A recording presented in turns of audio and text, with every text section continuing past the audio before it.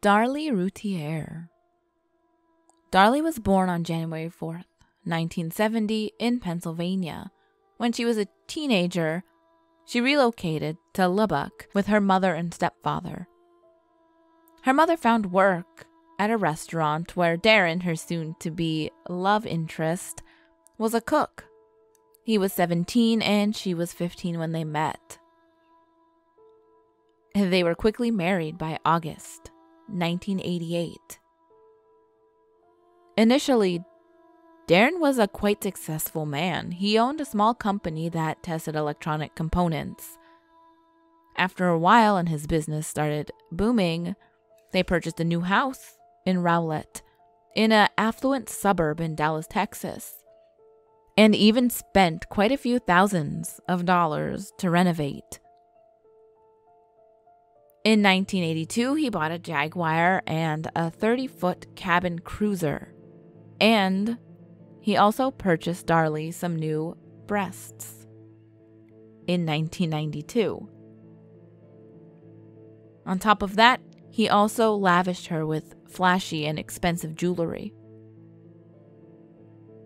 Devin was born less than a year after they got married on June 14th, 1989. She then gave birth to Damien in February of 1991. Then a few years later, her third son, Drake, was born in 1995. All accounts can agree that they were living much beyond their means. But those who knew them didn't really realize at the time. The pair were model residents and a picture-perfect family. Darlene baked cookies for the neighborhood kids, who would later testify on her behalf in front of court. They even assisted cancer patients with mortgage payments. But it all changed once Darren's business started to operate at a loss. They had applied for a loan shortly before the murders, but were rejected because of their dire financial situation. They were behind on their own mortgage and owed $10,000 in back taxes. On top of that, they owed $12,000 to credit cards. And to add on top, they were having marital troubles in the months leading up to this incident. At one point, Darlie contemplated suicide and even wrote a note for her children in her diary. She asked them to forgive her and to not feel responsible for her death. On June 6th, 1996, at 2:31 a.m., 911 got a call from their home. Darlie reported an intruder had broken into the house, stabbing her two children and then trying to attack her. It was then later revealed that Darren was sleeping upstairs with Drake, the baby, at the time, while Darlie was downstairs with Damon and Devin. The first officer to arrive at the scene was David Waddell, who saw Darren running out the front door.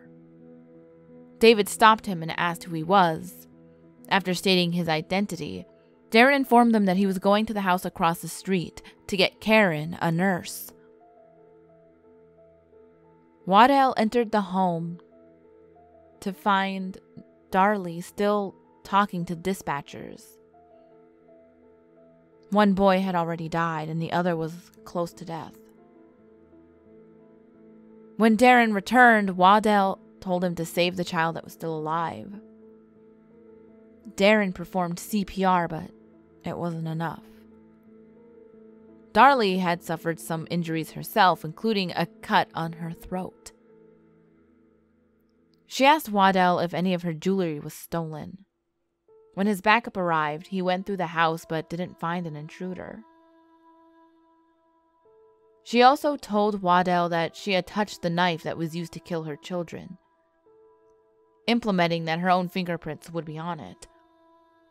She was treated for her injuries in downtown Dallas.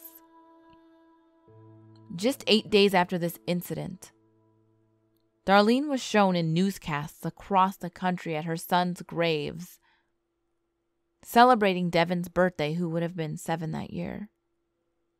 She was shown smiling, laughing, and spraying silly string on the graves while singing happy birthday along with their family. The newscasts had a devastating effect. She was then officially charged for capital murder 4 days later.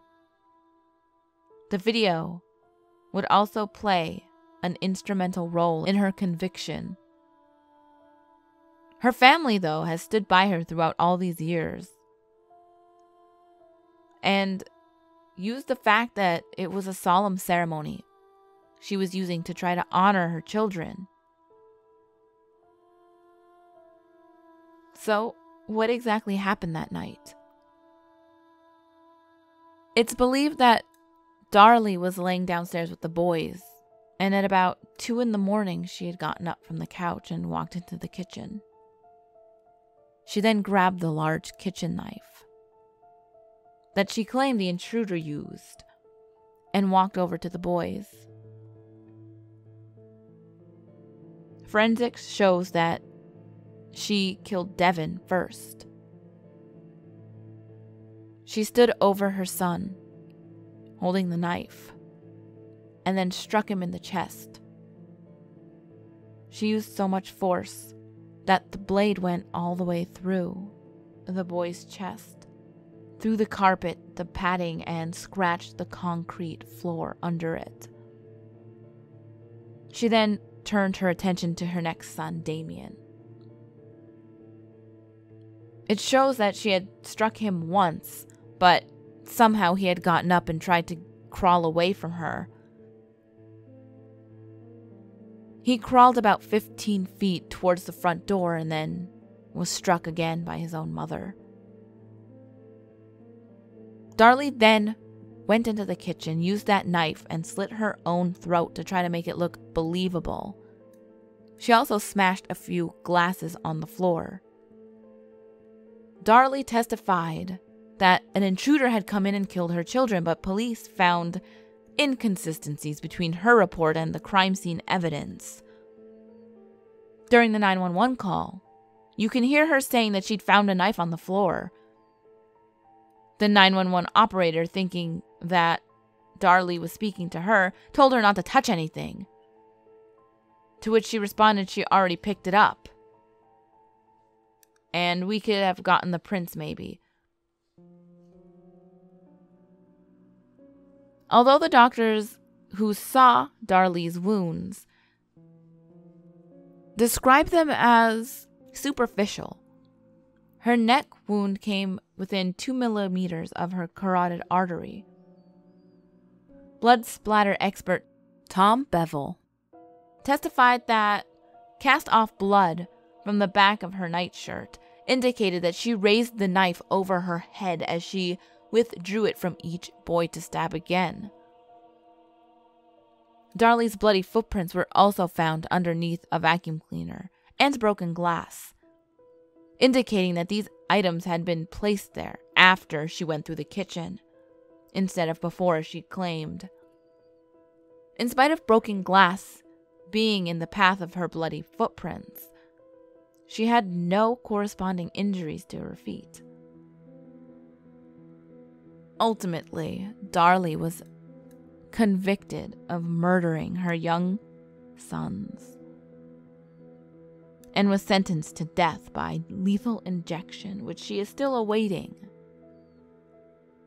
on death row.